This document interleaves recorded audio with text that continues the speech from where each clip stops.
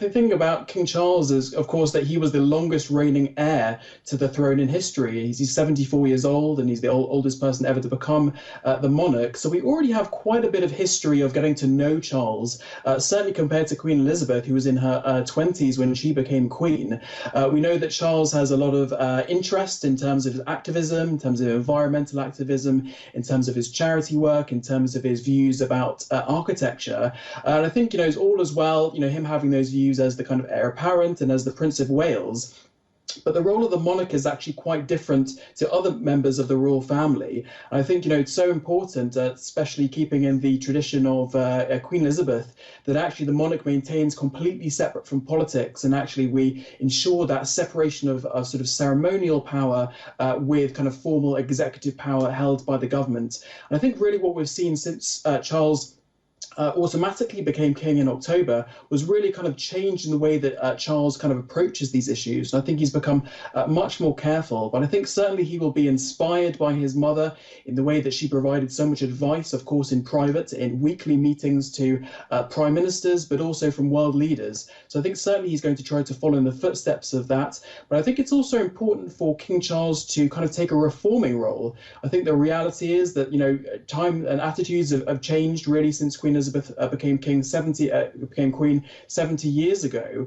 And I think the reality is that in order to kind of maintain that support, particularly given all the drama around the royal family we've had over recent years, it's so important that that institution tries to kind of become a little bit more contemporary. So I think that really is going to be the major challenge for Charles. I think ultimately that is going to be the legacy which he leaves behind. Absolutely. And we also saw some firsts in this coronation of King Charles with representatives from a diverse range of religions coming to the coronation and being involved in the service. Take us through the significance of having this kind of representation of religions from all around the world. Well, I think you rightly draw attention to, a very important aspect of this coronation, in the sense that it's tried to make the traditions and the sort of customs a little bit more contemporary than they used to be. And I think that, there is no exact standard prescribed sort of timetable for a coronation. So really with every coronation, it should become a little bit more contemporary.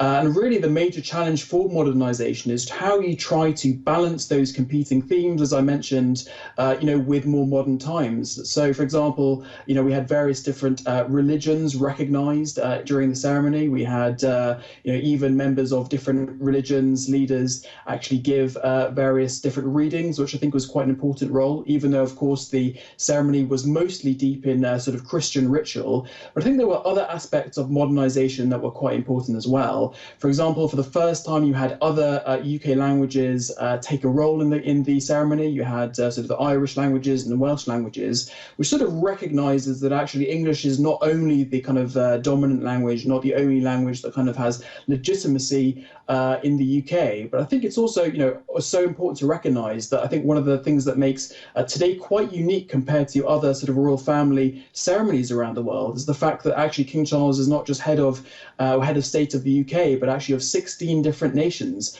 So I think really, as we get to see the kind of ceremony and the procession back to Buckingham Palace after this ceremony, we will see that, sort of elements of the Commonwealth will come into that procession, and we'll have different people involved from all these 16 different realms, as they're called.